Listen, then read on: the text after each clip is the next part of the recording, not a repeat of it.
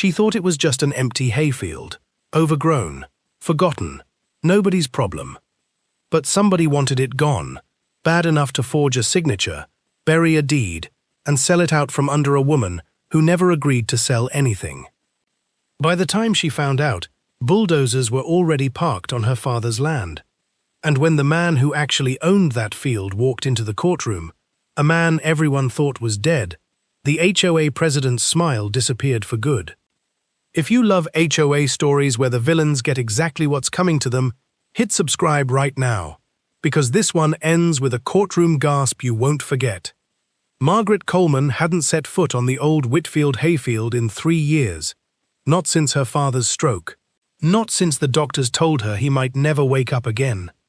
The land sat quiet at the edge of Briar Hollow Estates, 12 acres of golden grass, a rusted fence, and a no trespassing sign nobody bothered to read anymore. She figured it was safe, untouched, waiting for her father to come home. She was wrong. It started with a letter, thin, official-looking, HOA letterhead.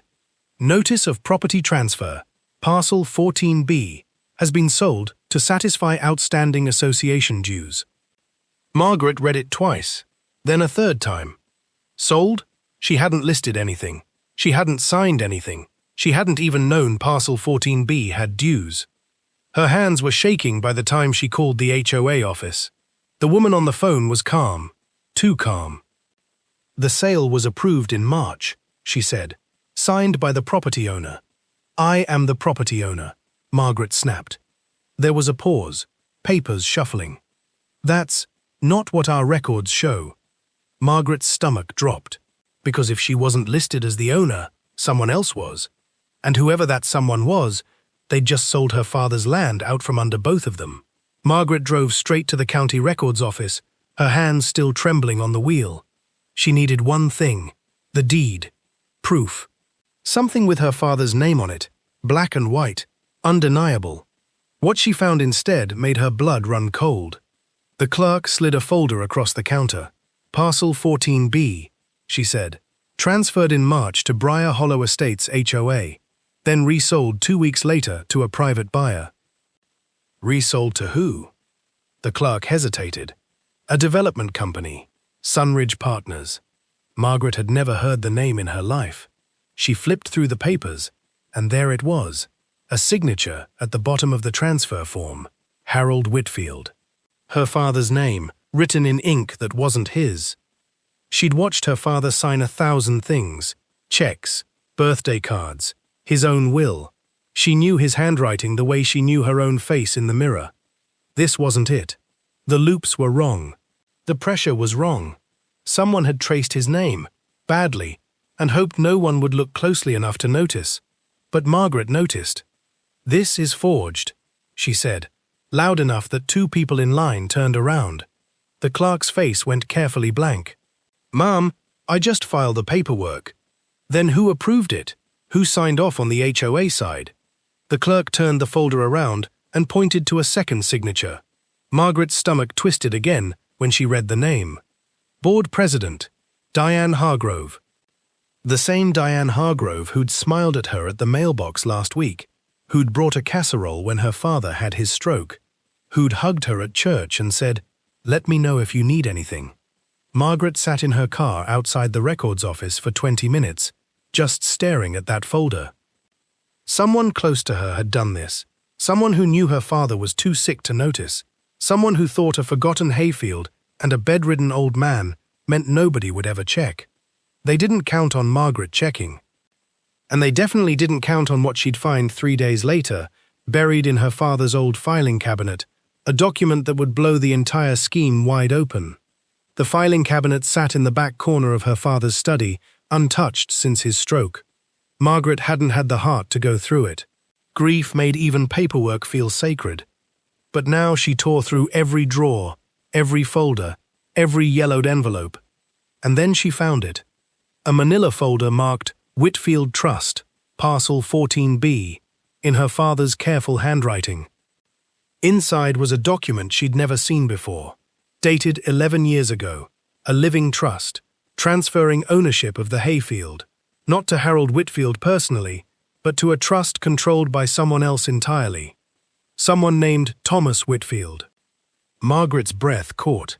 Thomas, her father's older brother, the uncle she'd been told died before she was even born, the uncle whose name was never spoken at family dinners, the uncle whose photo didn't exist in a single album in the house. If this trust was real, if Thomas Whitfield was still the legal owner of that land, then her father never had the right to sell it, which meant the HOA's forged signature wasn't just forging her father, it was forging a dead man.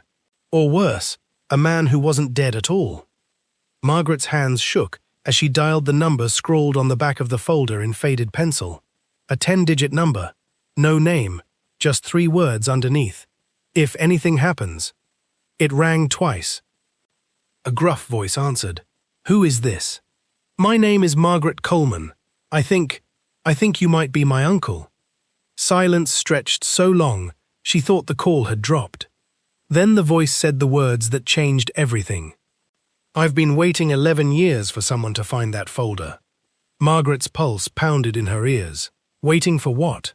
For someone to finally ask the question everyone in Briar Hollow was too scared to ask, Thomas said. Why did the HOA want that hayfield so badly they'd forge a dead man's brother's signature to get it? He paused. Get a pen, Margaret. What I'm about to tell you is going to end Diane Hargrove's career, and maybe put her in handcuffs. Thomas Whitfield's story unfolded slowly, like a wound finally being cleaned out. 11 years ago, a geological survey crew had come through Briar Hollow, testing soil samples along the county line. Nobody in the neighborhood paid attention. Surveys happened all the time. But Thomas worked construction back then. He knew people, and what he heard changed everything. The hayfield wasn't just grass and dirt, it sat on top of a mineral deposit, limestone, high grade, worth a fortune to the right buyer. A quarry company had already made quiet inquiries about buying up the surrounding parcels. Thomas had refused to sell. He'd put the land in a trust specifically so no one, not the county, not developers, not even his own brother, could pressure him into signing it away. Then he'd disappeared. Officially presumed dead after a construction accident that conveniently left no body. Unofficially, he'd been threatened, warned, told that a man who wouldn't sell might end up somewhere he'd never come back from.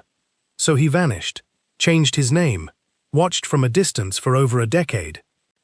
I thought if I stayed hidden, Thomas said, the land would just sit there forgotten. Nobody would bother forging paperwork for a dead man's brother nobody remembered. They found a way anyway, Margaret whispered. Diane Hargrove's husband works for Sunridge Partners, Thomas said. The same company that bought the parcel 2 weeks after the HOA foreclosed on it. Margaret felt sick. Diane hadn't just stolen land. She'd used her position, her signature, her Sunday morning smile, to steal a fortune hiding under a hayfield, and she'd used her own neighbor's trust to do it. There's a board meeting Thursday, Margaret said.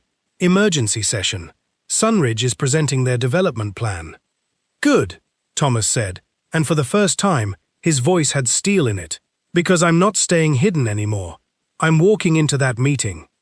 And I'm bringing a lawyer, a forensic document examiner, and 11 years of receipts. Margaret closed her eyes. They think a dead man can't testify against them, she said. Then Thursday, Thomas replied. They're going to watch a ghost walk into court. The courtroom was packed by 9 a.m. Word had spread through Briar Hollow overnight. Something about the hayfield, something about the Whitfield family, something nobody could quite explain until they saw it with their own eyes. Diane Hargrove sat at the front with her lawyer, her blazer crisp, her smile already rehearsed for the cameras outside. She had a story ready. Clerical error, miscommunication, nothing that would stick. Then the doors opened. A man in his 60s walked in, weathered but steady, flanked by an attorney and a forensic examiner carrying a slim black case. Margaret sat straighter. Diane's face went white. That's not possible, she whispered, loud enough for the first 3 rows to hear. He's dead. I get that a lot, Thomas Whitfield said, taking his seat. What followed took less than 40 minutes. The forensic examiner laid out the handwriting analysis. The forged signature didn't match Harold Whitfield's, didn't match Thomas Whitfield's, matched nothing except a hurried imitation. The trust documents proved ownership had never legally passed to the HOA at all. And a paper trail, bank transfers, emails, a signed consulting fee, tied Diane's husband directly to Sunridge Partners 3 months before the foreclosure ever happened. Diane's lawyer tried to object. The judge wasn't interested. "You forged a signature belonging to a man everyone believed was dead," the judge said, "to steal land out from under a woman caring for her dying father, so your husband's company could profit from a mineral deposit you knew about for over a decade." Diane said nothing. There was nothing left to say. The sale was voided on the spot. The land reverted fully to the Whitfield Trust, and within the month, Diane Hargrove wasn't just removed from the HOA board, she was facing forgery and fraud charges that would follow her for years. Margaret stood outside the courthouse afterward, with her uncle beside her, the same hayfield waiting for them both back home, golden, quiet, and finally, truly theirs. "Your father's going to want to hear all of this," Thomas said. Margaret smiled for the first time in weeks. "Then let's go tell him his brother's not a ghost. He's just late.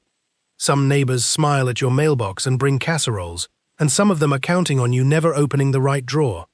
If this story made your blood boil and then made you cheer, hit subscribe, because the HOA never sees justice coming until it's already walked through the door."